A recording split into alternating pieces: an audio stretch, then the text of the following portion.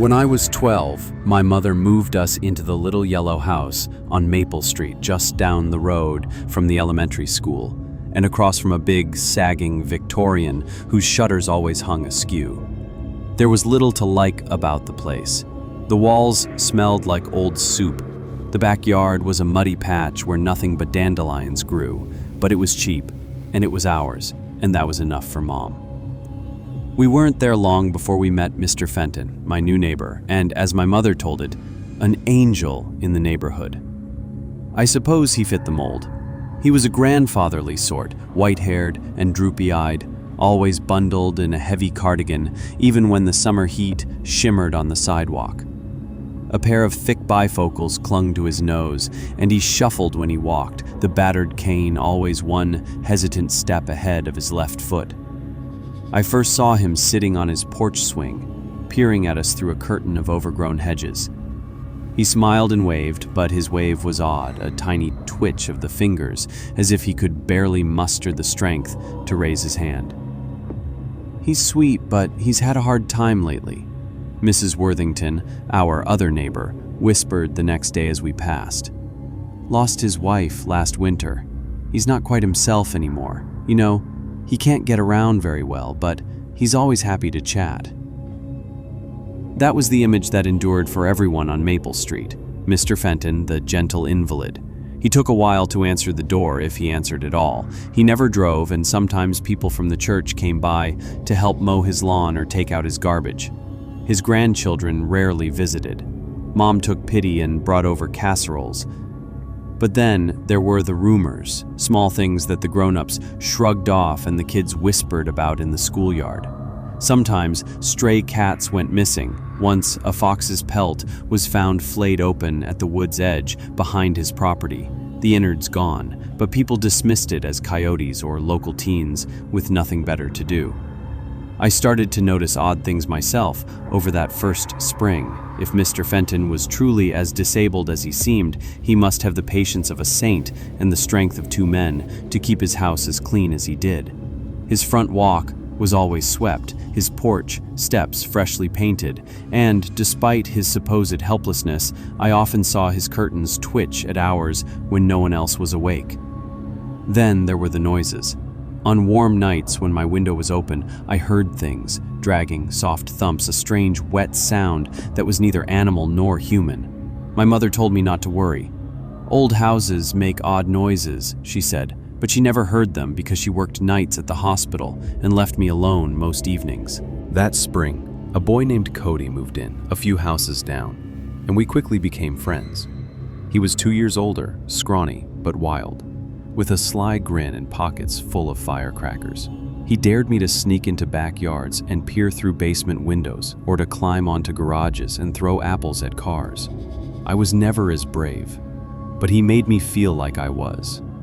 One afternoon, after school, we decided to cut through Mr. Fenton's backyard. Cody, emboldened by boredom and the prospect of mischief, wanted to see inside the old man's shed. A battered, padlocked thing at the edge of his property, half swallowed by honeysuckle and thorns. "Don't be a wuss," Cody whispered, and we slipped behind the hedges, avoiding the line of sight from the porch. We were almost at the shed when I heard the unmistakable sound of the porch swing creaking. Mr. Fenton's voice, faint and quavering, drifted to us. "Hello, boys. Looking for something?" I froze. Cody, emboldened, grinned. "Just getting our ball," he lied, holding up nothing. "Didn't mean to bother you, Mr. Fenton." Mr. Fenton smiled, lips trembling with effort. "Nothing to worry about, son. Be careful near the shed now. Splinters." He rose with a grunt, steadying himself on his cane. He took a few shaky steps and then sat back down, as if the effort exhausted him. His eyes, huge behind his glasses, followed us all the way back to the street. We never did break into the shed, but that was the day I first saw the glint in his eyes, a sharpness that made my stomach twist. The weeks rolled by, the school year ended, and long, empty summer days yawned ahead. Cody and I roamed the neighborhood. We made a game of spying on Mr. Fenton. We counted how many steps he could take before sitting, how long it took him to drag his garbage bins to the curb. Always late at night, always alone. bet you he's faking, Cody laughed one night.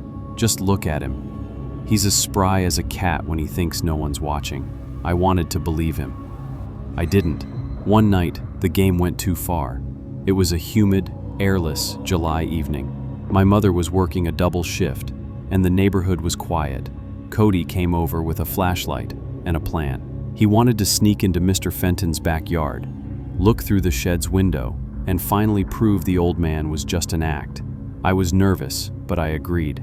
We crept across the street, hearts hammering, flashlights muffled in our sleeves.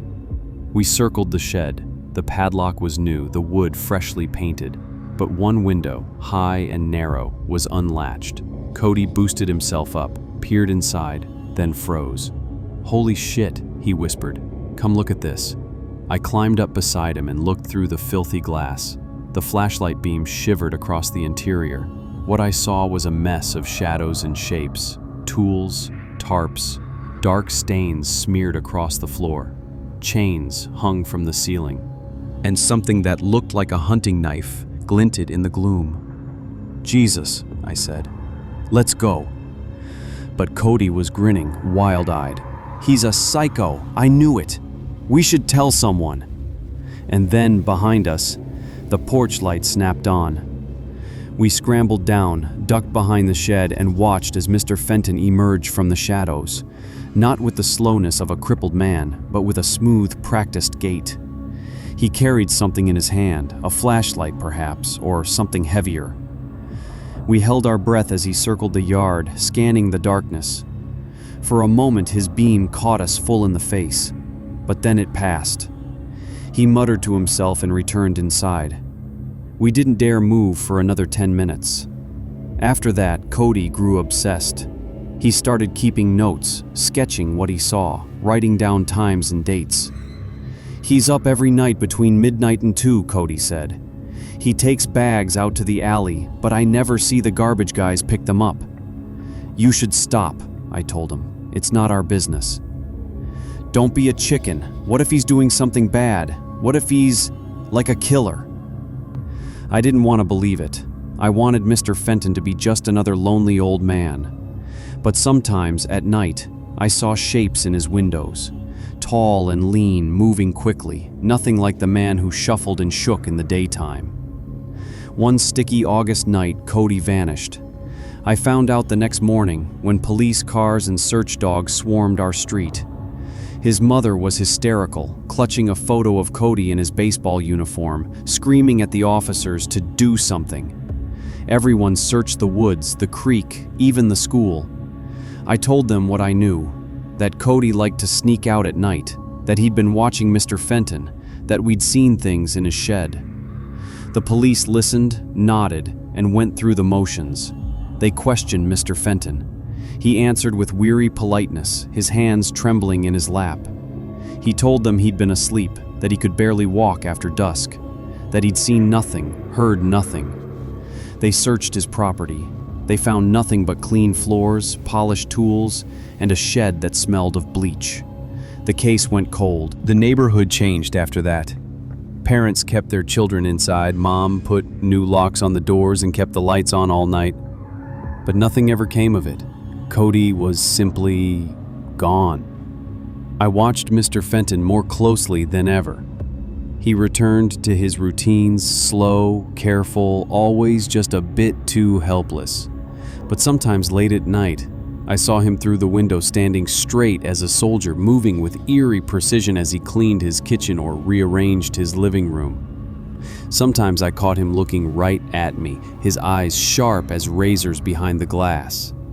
The years passed, life went on, the neighborhood forgot. I didn't. Sometimes I wondered if I'd imagined it all. Maybe Cody had simply run away. Maybe the stains in the shed were nothing but oil and paint. Maybe Mr. Fenton was just a sad old man clinging to the last shreds of dignity. But then, one day, years later, when I was packing to leave for college, I found a box in the attic. Old photos, school awards, and at the very bottom, a crumpled piece of paper in Cody's handwriting. It was a list of times and dates, and at the end, a single sentence. If I disappear, it was the old man next door. Check the floor of his shed. I never showed anyone. The years had worn down my courage, replaced suspicion with resignation. Mr. Fenton outlived everyone on the block. His hair thinning, his steps slower, but always just so, always perfectly measured. When he finally died, they found nothing but dust and old furniture in his house. No bodies, no evidence, just a battered cane propped against the door. No one ever suspected a thing, and Maple Street moved on, the way all places do, leaving its shadows behind for the next curious child to find.